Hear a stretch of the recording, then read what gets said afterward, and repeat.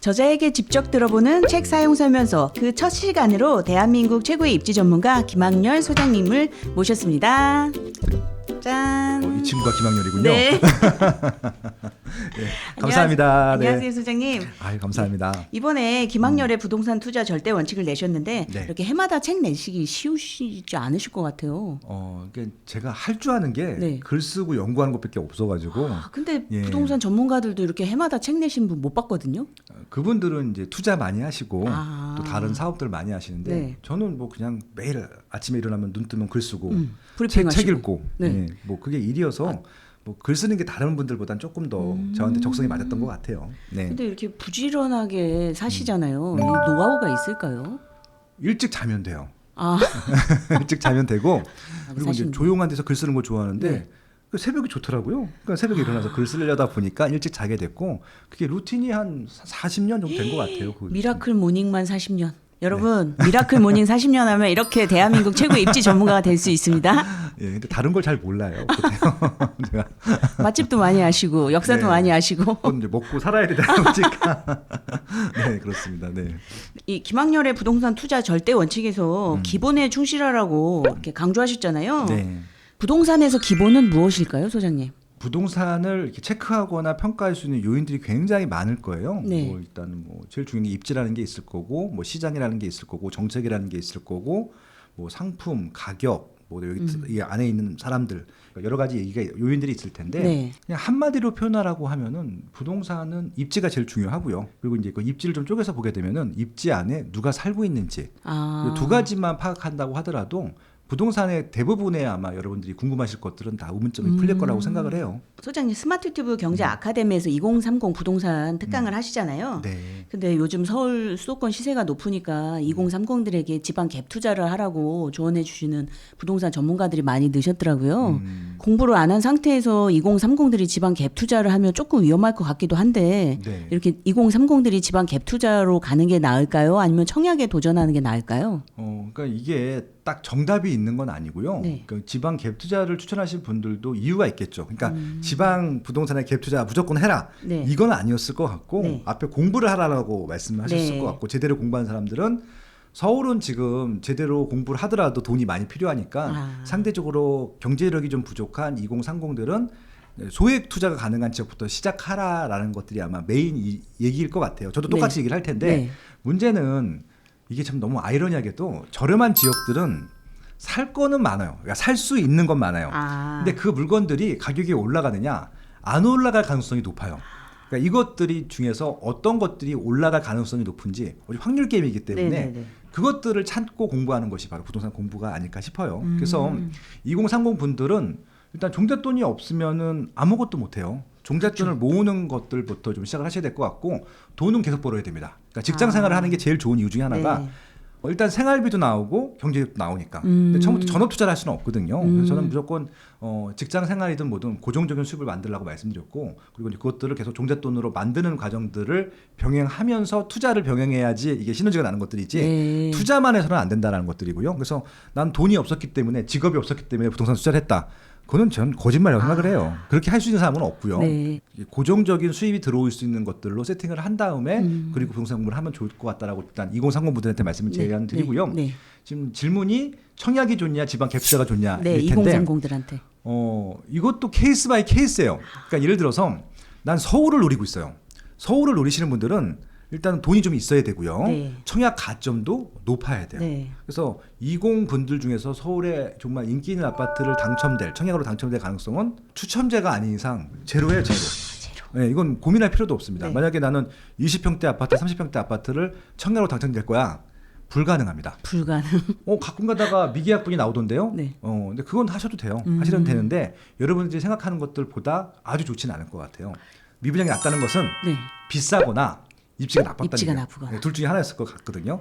근데 서울은 또 그래도 오르긴 해. 시간이 좀 되면. 근데 예를 들어서 강남권이나 뭐 서초구나 이런 좋은 지역들 네. 같은 경우는 그냥 당첨이 되는 순간 10억 로또, 20억 로또가 네, 당첨이 네, 되는 네, 것들이거든요. 그런 걸 기대하시는 분들한테는 안 되고요. 그런 분들은 차라리 좀 초기로 와서 재건축 재개발 하시거나 라고 추천을 제가 5년 전에 드렸었는데 네. 지금 그게 안 되는 게 더 비싸. 더 비싸졌어요, 진짜. 재건축 재개발이 그건 확실히 당첨이 되는 거잖아요. 네. 그러다 보니까 아니, 한남 뉴타운 프리미엄이 네. 30평대 당첨되려면 얼마인 줄 아세요? 25억이에요. 25억이요? 이게 원가가 우와. 아니라 원가가 있고 지분 가격이 있고 네. 거기다 25억을 더 줘야지 살 수 있어요. 피만 25억이란 말씀이시잖아요. 그러니까 더 들어가는 거죠. 노량진 뉴타운 피가 15억이에요. 이걸 2030이 어떻게 사? 절대 못 사죠. 저도 못 사요. 4050도 못 삽니다. 못 삽니다. 네. 그렇기 때문에 지금 또 어디까지 갔냐면은 완전히 극초기 구역으로 갔어요. 극초기 구역은 아직 구역 지정이 안 된 거예요. 잘못하다 뻐그러질 수도 있잖아요. 그렇죠. 네. 그러니까 뭐 재건축은 그렇다 치고 네. 재개발 같은 경우는 아직까지 구역 지정이 안 됐다고 하는 것은 뭔가 문제가 있는 것들이잖아요. 근데 좀 그런 지역 중에서도 한두 건 또 성공사가 나오니까 그 성공사만 보고 들어가시는 분들이 있어요. 네. 결론은 뭐냐면은 입지가 좋고 가격이 비싼 데들은 일단은 가격이 비싼 것 자체가 리스크가 없다는 얘기거든요. 그렇기 때문에 내가 돈이 없으면은 리스크를 지을 수밖에 없어요.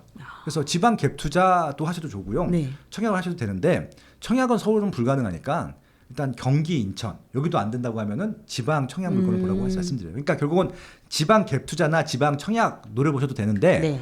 여기는 수요가 서울보다 월등히 적어요. 그러니까 비교도 안 될 정도로 적어요. 더블 스코어 차이가 아니라 10배 이상 차이 날 거예요. 그러니까 10배. 제가 부동산 공부를 10배 이상 해야 된다는 말씀이 그 10배 이상 차이 나는 확률을 줄이려면은 네. 확률을 높이고 리스크를 낮추려면은 서울 아파트 투자하는 것들보다는 훨씬 더 공부를 많이 해야 되잖아요. 돈이 없는 대신 공부를 해야 되거든요. 그렇죠. 근데 그 과정을 생략하고 지방 갭 투자해라, 지방 청약해라 이건 아닌 것 같아요. 절대 안 되겠네요. 예, 수요가 적기 때문에. 반드시 공부를 해야겠네요. 그러니까 서울 같은 경우는 그냥 아무데나 던져도 네. 대충 맞아요. 네. 그러니까 꽝이 없어요. 그냥. 꽝이 없죠. 그냥 본전을 회수할 수가 있는데 지방은 던지면은 대부분 꽝이에요. 그러니까 10%에 대한 관역에다 꽂을 수 있을 정도로 공부를 해야지 지방 가라 그렇게 말씀드리고 싶어요. 그러면 공부만 열심히 하면 2030에게도 희망은 있는 거네요. 예, 대신 공부만 해서는 안 되고 네. 적당히 좀 의사결정을 하셨으면 그냥 들어가.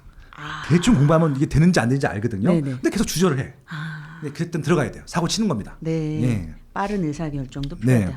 네, 지금 불인이뿐만 아니라 유주택자들도 지금 시장이 거품인지 아니면 실수요인지 판단하기가 힘든 것 같아요. 네. 이걸 판단하려면 무슨 공부부터 시작해야 될까요, 소장님? 요 책에도 잘 나와 있는데 네. 일단은 요 기준 하나만 딱 정확히 알고 가시면 좋을 것 같아요. 투자자들은 싸다는 인식이 들어 있어야 합니다. 실수요자들은 비싸도 삽니다. 기본적으로 부동산 공부, 입지 공부, 가격 공부, 상품 공부가 되어 있다라는 조건에서 말씀을 드리는 거예요. 왜냐면은 이게 싼지 비싼지에 대해서 네. 절대 가격이 높다, 절대 가격이 낮다 이런 차원이 아닙니다. 예를 들어서 지금 서초구 반포동의 평당 5천이면 싸요, 비싸요? 싸죠. 그렇죠. 이거 네. 공부가 되신 분이잖아요. 예. 근데 경기도 연천군에 평당 800만 원이야. 싸요, 비싸요? 비싸죠. 공부 되신 분입니다. 근데 보세요. 여기는 5천이고 여기는 800이잖아요. 네. 지금 연천은 비싼 편이고 서초구에서는 싼 편이잖아요. 5천이 싼 거고 연천은 800이 비싼 네. 거잖아요. 근데 거꾸로 알고 계신 분들이 있어요. 어. 800이 싼 거니까 들어가야지. 안 돼, 안 돼. 그게 절대 아닌 안 거잖아요. 되죠. 그러니까 제가 말씀드린 싸다 비싸다의 기준이 이겁니다. 그래서 예를 들어서 서초구에 평당 5,600만 원인데 사야 돼요, 말아야 돼요? 사야죠. 무조건 사야 돼요. 당장 가야죠. 네, 서초구의 반포동 같은 경우는 5,600만 원 딸이 없습니다. 그래서 작년에 분양했던 그 분양 상품 중에서 레미안 원벨리가 있었어요. 네, 원베일리. 분양가가 5,600이었어요. 네, 완전 로또 아파트죠. 완전 싼 거잖아요. 근데 막 사는 욕을 해요. 왜 이렇게 비싸냐고. 그럼 이건 무슨 얘기냐? 그분은 부동산 공부 전혀 안 된 거예요. 전혀 안 된 거죠. 예, 네. 그리고 5,600만 원이 비싸다고 생각하시는 분들은 이건 실거주자 투자자 따지기 전에 공부가 안 되신 분들이니까 그 지역 시세를 보시라. 옆에 있는 아크로 리버파크보다 원벨리가 월등히 좋은 상품이거든요. 그렇죠. 더 늦게 아크로 지어지고. 리버파크가 1억 3천에 평당 반값도 안 되게 그러니까요. 분양했잖아요. 이거 완전 헐값이거든요. 네. 뉴스에 매일 나왔었잖아요. 예. 그러면은 이제 여기서 이제 비교를 하는 거죠. 원베일리가 5,600에 들어가시는 분들은 이건 투자자일 가능성이 높아요. 가격을 아는 것들이니까.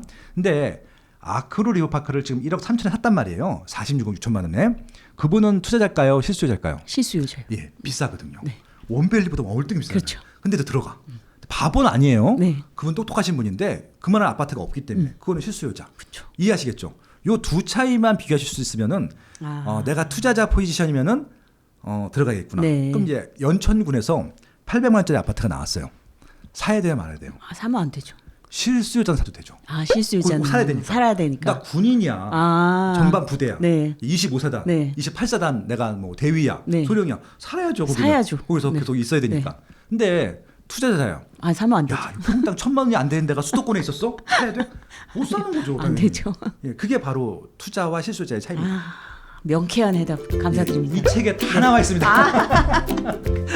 반드시 꼭 보셔야 됩니다. 책에는 더 많은 사례들이 나와 있습니다.